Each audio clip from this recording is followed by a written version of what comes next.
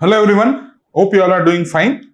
This is Gautam from Shailaja IS, and in this video we'll discuss on the draft amendments that has been proposed by your Union Ministry of Electronics and Information Technology to your IT rules of 2021.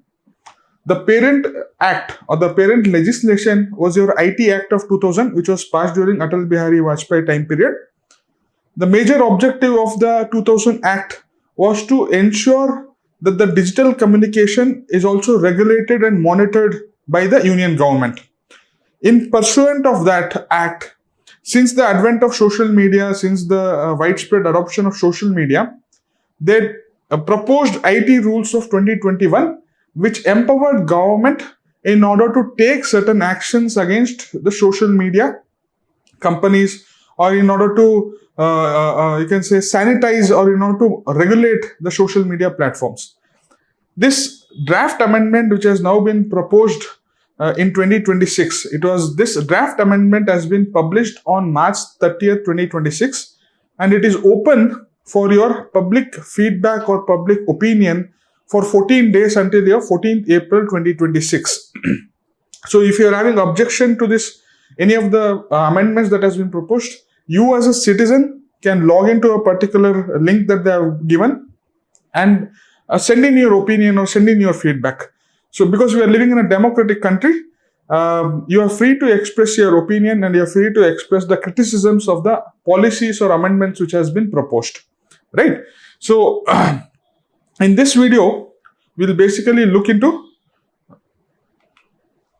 first thing, the Safe Harbour clause, the section 79 of Information Technology Act.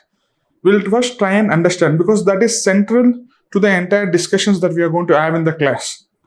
And then we'll look into the 4 core amendments that has been proposed. It is still not accepted, it is still not a part of the rule, but it is just a proposal that has been put forth by the government, right? So we'll understand what are those 4 amendments. We'll understand the relevance of these amendments in a day-to-day life, and we'll also understand why government is proposing those amendments. What are the justification given by the government in order to propose those amendments? And finally, the concerns or criticisms with regard to amendments.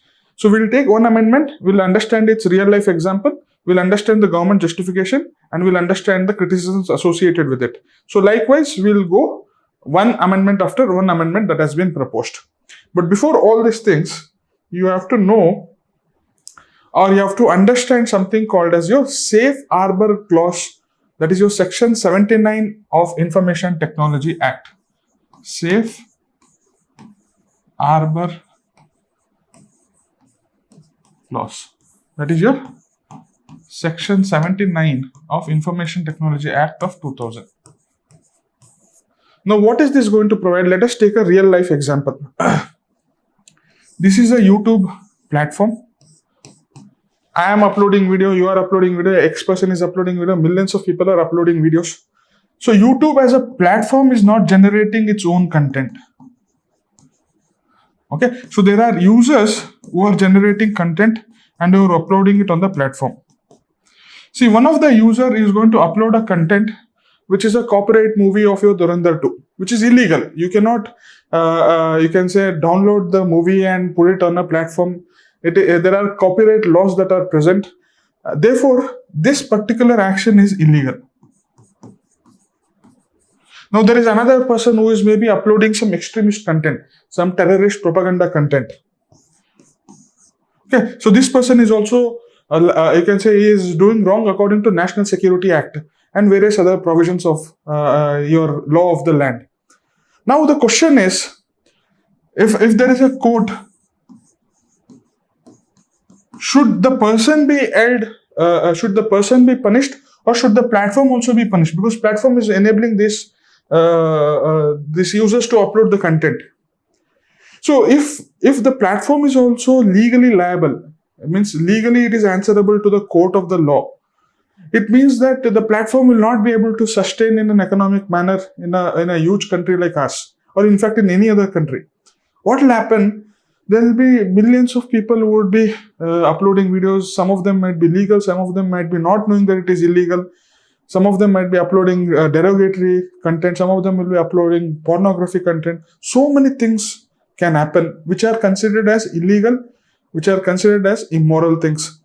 So if the platform goes on fighting the cases in the court, it has to hire thousands of lawyers. It has to spend most of its time and energy in fighting court battle rather than running the digital medium, right?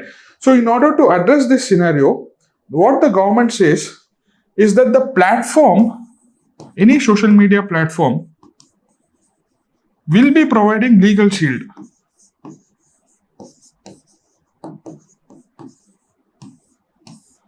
Okay, so they are not liable or they are not responsible for the content that has been uploaded by the users. They are not legally liable. Okay, so they are not legally liable. So the platforms or social media platforms can continue to build their own platforms, can continue to focus on providing better digital services. Okay, so Section 79A clearly says that if the user is uploading illegal content or malicious content, then he will be, you can say, he will be held responsible. He will be legally liable. The platform is providing legal shield. The platform is having some sort of an immunity. Okay. Now, this immunity or this legal shield is not free of cost for them. It is based on two conditions. First is obviously it has to be neutral. Okay. So, if the person is uploading a content, it has to be neutral. It should not restrict any persons. That neutrality has to be maintained. Second and very important condition is compliance with the government. Compliance with government orders. In other words, it is called as due diligence. Means whatever, for example, due diligence means what? You have to follow certain rules and regulations. If the government is saying certain things, you have to do it. Right? For example, if the government says the person, user A, is uploaded a illegal content, is uploaded a hate speech, it sends a notice to the platform. Thus, the government is going to send a notice to the platform saying that you please remove content A's post from your platform. This particular platform has to comply with the government orders. Only then it will be having legal shield. If it is not complying with the legal orders, it is open for fighting court cases. It is open for legal liability. As simple as that. Okay, if you don't want to be, you can say, fighting legal cases, make sure that you follow my orders. Or if you're not following my orders, you may become liable in order to fight cases in the court.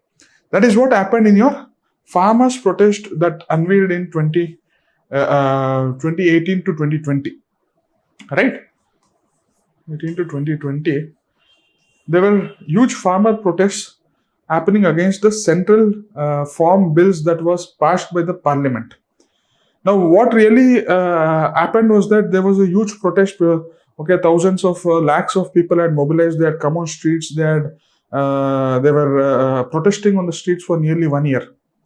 So during that point of time, there were various protesters who were uploading their opinion, content, media, speeches, all those things on YouTube or on Facebook or on Instagram, and these were going viral and they were getting furthermore support from the public. Now, government said to this Twitter, saying that some of these accounts are anti-national in nature. They're in fact inciting people to go out and protest against the government.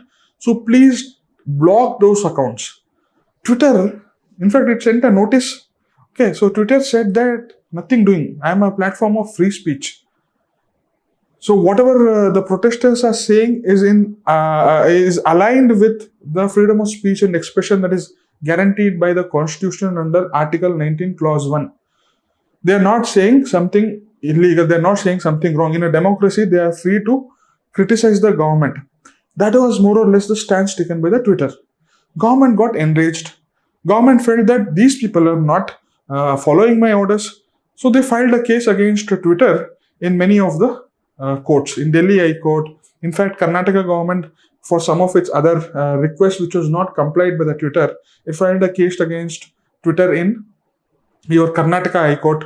So Twitter as a company lost its legal shield and therefore started filing or fighting cases in the judiciary of our country. Okay, so that is the importance of your safe harbor clause. That is the importance of the legal shield which the social media platforms are having, and that is the role of the social media platforms. Are they just a platform, or are they becoming a judge themselves by saying that the user content that he has uploaded is not illegal? Okay, so that is the see, it's an important platform because it enables people to voice out their opinions. It gives voice to the voiceless people. Today I am a poor man. If I am having access to Twitter, I can easily hold any ministry accountable. Okay, I can easily tweet to the chief minister or to the prime minister, and I can tag them. I can mobilize my college students, and I can mobilize my neighborhood, and I can create a viral campaign on the social media. That power is being given by the social media platforms. Social media platforms are also aware about it, that they are not only just digital services companies, but they have morphed, or they have evolved into a much bigger role, whereby they are providing voices to the voiceless, whereby they are strengthening democracy, whereby they are acting as a platform to hold the governments accountable. Social media companies are also acutely aware about all these things, right?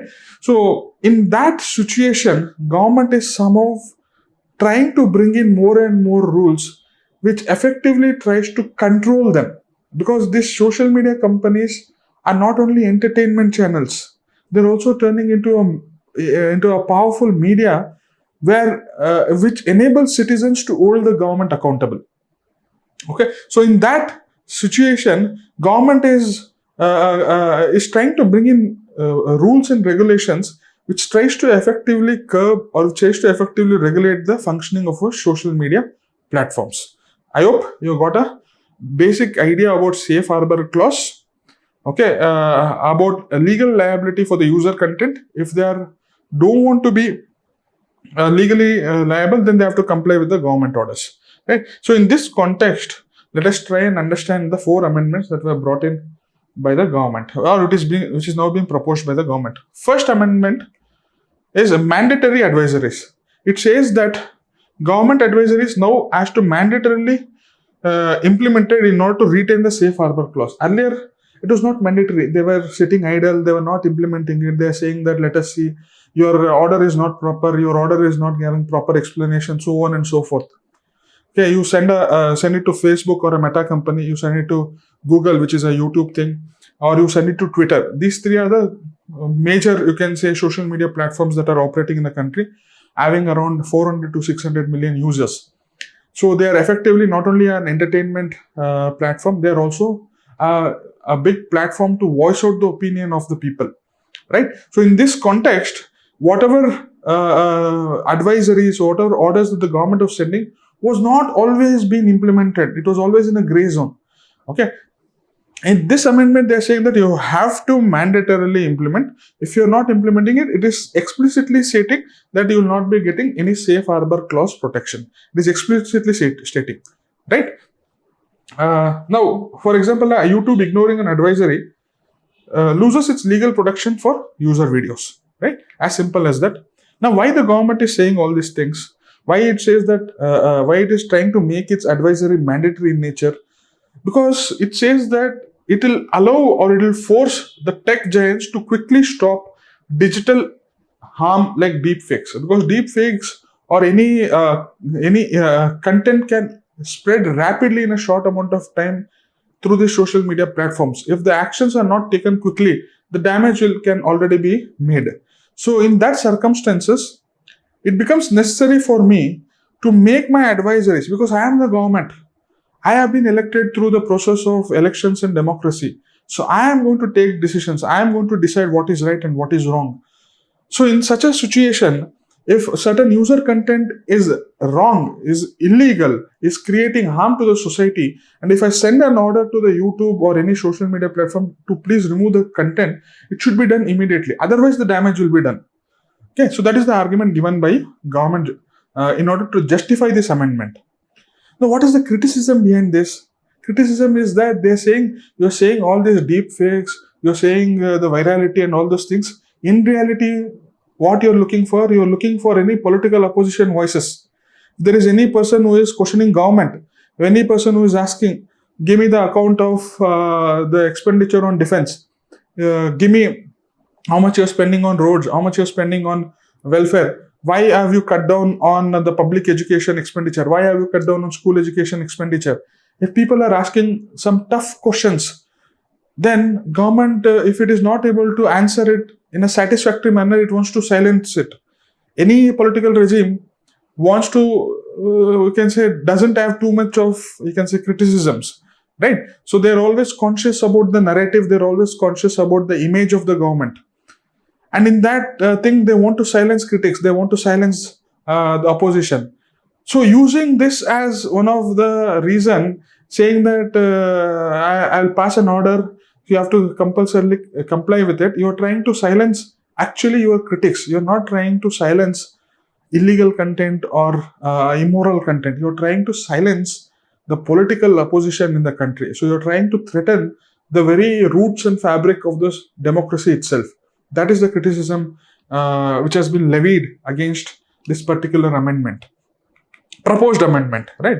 Second important amendment which has been proposed is news rules for users. Okay, news rules for the users. Earlier, what was happening? There are multiple, you can say, users who are uploading news content. Okay, so they are more or less acting like a news reporter. Okay, so for example, your Ravish Kumar was earlier a journalist, who was earlier working in NDTV. He came out of that. Now he is a content creator on YouTube. Is he still a content creator or is he actually a news journalist? There are multiple other people. For example, your Dhruv Rate, who is sitting in Germany, who is making videos. He'll make travel vlogs. He'll make other informational vlogs. But at the same time, he's also making, I can say, videos which is in the nature of a news content. Right. So, and these people are not brought under any code of ethics for news publishers or news broadcasters. For example, NDTV is a news broadcaster, Republic TV is a news broadcaster. Digital news agencies are there, like your News Laundry, The Wire, The Print. Excuse me. These are recognized as news agencies, these are recognized as news publishers, and these are recognized as news distributors, and relevant code of ethics will be applicable for these news agencies or news broadcasters. But the similar kind of rules was not applicable to YouTube content creators, because they're saying that we are content creators, we are not news agencies. But in fact, the work that they used to do was in the nature of your news content or news publications. Right. So, for example, even me, whatever video we are doing, we are more or less conveying or giving you the news itself, right? So, whatever current affairs that we are discussing, I'm actually giving you the news in a different format, right? So, what the new rules is saying is that any person who is producing content in the format of a news, they will also be brought under the ambit of code of ethics, right? For example, YouTubers face same regulations as the registered news publishers. For example, whatever is the code of ethics is voluntary in nature. There is no punitive actions for its violations. It is just a broad principles that you're supposed to follow, right? So, if I am producing a news content now, if another person is producing a news content, if multiple IIS institutes are producing news content, they should also be brought under the ambit of your code of ethics. The government's argument is that why are you treating different people differently? He is also producing news. Why code of ethics is applicable only for NDTV or News Laundry or other things? Why it is not applicable to other persons who are also equally producing news? So they are putting an argument. If you are producing news, everyone should be brought under the ambit of code of ethics. Right. Now, the criticism is what? It is going to crush your independent journalism and online free speech entirely. So, effectively, what they're saying is, if I am now producing content, I'll be answerable to the government. Or I'll be answerable to whatever I am saying. Earlier, it was not the case. Earlier, you could produce content in the garb of providing opinions, because we are always living in a democratic country where there is freedom of speech and expression. Now, if at all this rule has been brought in, at least it will create a sense of self-sense. It will create a sense of fear among the users in the social media platforms, right? So, independent journalists who are raising their voices, who are questioning the government in a difficult manner, are now going to be getting. They cannot use the platform freely. In the sense, they can use the platform freely, but they have to work within the boundaries of code of ethics, right? They cannot, just because they are having followers, they cannot mislead them. They will be then liable for questioning by the government agencies, right? So that is one of the amendment that has been brought in, right? The third amendment which they have brought in is direct action power. Earlier, what used to happen is, suppose a person X has uploaded a content against person Y. For example, a YouTube podcaster is going to upload a content on Vijay Mallya. Now, Vijay Mallya feels that all this are nonsense. He is just trying to defame me, and he files a case in the court, and he also writes to Ministry of Information and Broadcasting saying that please ask the YouTube to remove such and such a content because it is defamatory in nature. Now, only upon complaint, the government authorities used to take action. But now, what is happening? They're saying that I can take actions by myself. I need not have to wait for a complaint to be given by any impacted user. They are taking suo motu powers. So, and more importantly, by bringing in the earlier legislation, so I told you that news rules are also applicable for the users. They are trying to effectively bring users under the purview of Ministry of Information and Broadcasting. All the social media platforms are working, or it is the domain of your Ministry of Electronics and Information Technology. But if you are in a news sector, you will be controlled or you will be regulated by Ministry of Information and Broadcasting. This rule clearly says that if you are producing content on digital media, you will be brought under Ministry of Information and Broadcasting. Right? So likewise, when you are taking suo motu powers, Ministry of Information and Broadcasting can clearly take up a case. It can say that okay, in this video there is something illegal or immoral, and it will send a notice to interdepartmental committee, which is having a representation from multiple ministries, and then interdepartmental committee can pass an order. That order has to be mandatorily implemented by the social media platform. You need not have to wait till a user is going to file a complaint to any registered authority. No, you can do it on your own. That suo motu powers is there. Okay, so direct action power has been given, right? So again, the government justification is that it enables quick action against fake news and public order threats. Okay, so I need not have to wait. I know that this is happening. I have a better understanding of how the society is functioning. So rather than me waiting for someone to procedurally file a complaint and so on and so forth, before that the particular post or the particular video can go viral and it can create the damage. So before that damage happens, and before I wait for a user to file a complaint, in order to check all these digital threats, I'm going to initiate the action by myself. It is going to help me take quick actions. Okay, so that is the justification given by the government. Obviously, the criticism is that it gives government unchecked power in order to silence critics. First of all, you need not have to wait for a complaint. So you can initiate your actions and you can pass orders to social media platforms. And social media platforms has to mandatorily implement those orders. So using all these amendments, using all these powers, government can misuse it to silence critics or oppositions, right? So that is one of the argument by the other side. The last amendment which has been proposed is your indefinite data storage. Inactive Instagram account or inactive social Facebook account or my social media Twitter account or YouTube account, the data is not going to be deleted. What all activities I had done, what all likes and dislikes, what all sharings, how many videos I had watched, with whom all I had messaged, all the data will be stored for indefinite period. Now, why government is bringing this amendment? It says that it preserves crucial evidence for criminal court cases, because nowadays they have observed that terrorists, criminals are using social media platforms to communicate against each other. And if this communication is preserved, Tomorrow I can show it as an evidence in the court and I can get them convicted. So it is a very crucial evidence in the entire legal process. And that is why I need that evidence to be preserved for my national security purposes, for my investigation purposes, for my prosecution purposes. Right? Now the criticism is what? See, I'm a user. I don't want my information to be on digital media. I don't like to be present in digital media. It is unnecessary infringement into my privacy. So I have a right to be forgotten. I don't want my presence in the social media. So you're going against it. So tomorrow, what happens nowadays? All the parents are uploading their kids' photos or videos on your social media platforms. If the kid is wanting it, doesn't want it, likes it, doesn't like it, doesn't matter. Now the kid grows up. After 16 years, it says that I didn't like my parents uploading my all kids' videos on the YouTube.